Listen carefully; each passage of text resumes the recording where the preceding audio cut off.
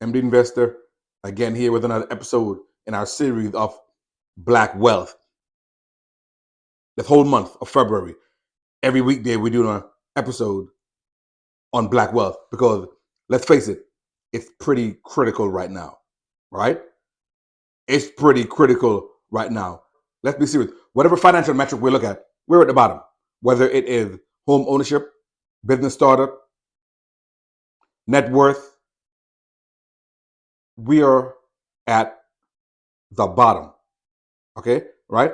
Our use of credit card, anything negative, we're at the bottom. The famous saying is when America gets a cold, black people get pneumonia. And this is true. So we absolutely need this. We need this. And we need this because it is critical. So today we're going to talk about our dysfunctional culture. Yeah, I said it. Yep, I said it with my whole chest. Our dysfunctional culture. What do you mean our dysfunctional culture? And what does that have to do with our wealth? Well, the statistic says 70% of black children are born into single family homes, out of wedlock homes. What does that have to do with financial well-being? Well, when you're born into a single family home, most likely the mom, you're going to be born into a home with one income, right? And we look at the stats, the average salary for a black woman, right? 75% of black women are making below $50,000 a year. I know there's going to be women out there making more, but the average is 75% of black women are making under $50,000 a year, right? And when you consider some of these high income areas like New York and California, I mean, you're pretty much at the poverty line. So just the fact that we're born into a single parent home pretty much cuts the income, the household income in half, basically, right? Because the corresponding person, whether it's a white person or another black person, being born into a two parent home, obviously the income goes up, and that's gonna lead to a whole host of problems, right? Because if you're born into an economically, because if you're born into a low income household, that means you're gonna live in a low income area, which means the school system is going to be less than adequate in terms of resources. All right, let's be honest. You live in one part of the town, you're getting computers, you're getting advanced placement courses, you're with a better, you're with you're with similar children. There's more parity, right? They also come from two parent homes. They also come from a higher income family, which means more resources, which means better schools, which means better outcomes. Because we see it all the time. Poverty begets poverty. You put all these poor people together in one area, the school system is going to be terrible. That's why it is the way it is in places like Chicago and places like New York, right? Because of the concentration of poverty. A lot of these people who are single mothers working two jobs, right? These kids are unsupervised, right? In these schools, you have other children who are unsupervised, other children coming from poverty, and you group them all together. They're teenagers and the home with the. What do you think going to happen? What's going to happen is gangs, violence, uh, teenage pregnancy, and not just that. You see the kids are going to fall to peer pressure. The peer pressure thing, school is not important. Forget about that. You need to be hanging out with us. You need to be smoking. You need to be drinking. And you see the outcomes in terms of the percentage of children going on to 4-year education, in terms of the percentage of children going on to a college degree, going on to the military. You compare it to a higher income zip code, and it's night and day. I see it around me all the time. So when you see this dysfunction, and you have 70% of kids being born out of wedlock into these environments, the outcome is not going to be surprising. They like to highlight people who escape the poverty trap, right? So they want to like to highlight the athlete and the rappers who come from these impoverished areas. But they'll tell you, they say, listen, if it wasn't for my sports gift, or if it wasn't for my musical ability, I would be just like everybody else. And they'll tell you, in their family, there's people in jail. In their family, there are people who got shot. In their family, there's people who died because they're coming from the same environment. And most people, the bottom line is, will not escape. Most people are not going to escape.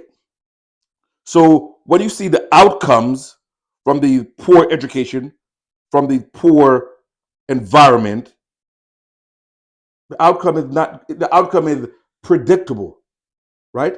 A lot of these kids are not graduating, and the ones that are barely, and the ones that are, a lot of them have the bare minimum skills, the advanced placement courses, the Regents courses are not there.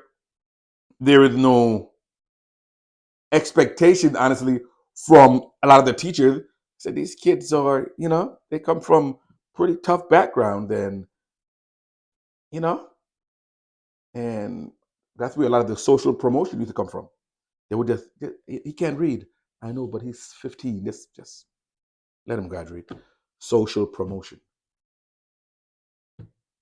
They have police in these schools. They have metal detectors in these schools.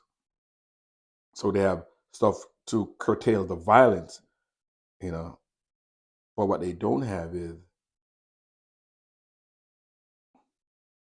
high performing, as a whole, high performing kids. That's what you don't have, because the few kids who are there who would like to perform, the teacher got to spend probably 45 minutes of the class telling, maybe 2 or 3 kids to be quiet, to shut up. And you see these kids are so violent, you can't tell them anything anymore.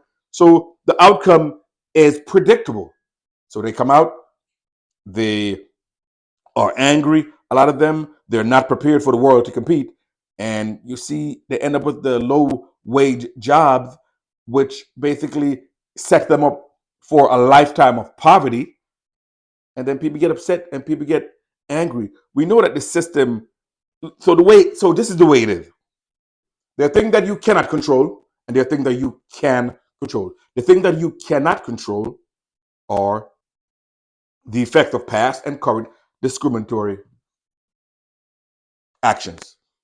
The thing that you cannot control are the effect of past and present discriminatory actions, such as redlining, that had all these people now who were not able to get FHA backed mortgages to live in white suburbs. They all stuck renting in the inner cities. You can't control who your parents are. You can't control the zip code you're born into. You can't control the school system you're going to. You can't control the other people who are in that school system with you. You can't control that. You can't control the alcohol and the drugs and the lack of financial literacy around you. You cannot control that. You also cannot control the over policing of your neighborhoods and how you're looked at as guilty until proven innocent. So none of that you control. None of that you can control. But the few things you can control, you have to. Yes, it's a poor school system. It's not the best, but I'm gonna do the best I can. Yes, we don't have money like that, but we're gonna not curse. We're gonna speak well. We're gonna wear clean clothes. We're going to try our best to stay away from gangs. We're going to try to stay out of the criminal justice or criminal injustice system, right? So that when we do graduate at 18 with a high school diploma, we have no kids, we have a clean record, and we have more options. Just that alone, you have no kids, you have a high school diploma, and you have no record, and you're not on drugs, you're not addicted to anything. That alone, many more doors are now open to you. So now you have options. You can maybe go to the military. Maybe you can try to get a civil service job, right? You have more options to you. Now you have a platform from which you can build. Okay? So I believe the culture where we come from sets us up to more likely not do well financially. So if we can do those three things, right?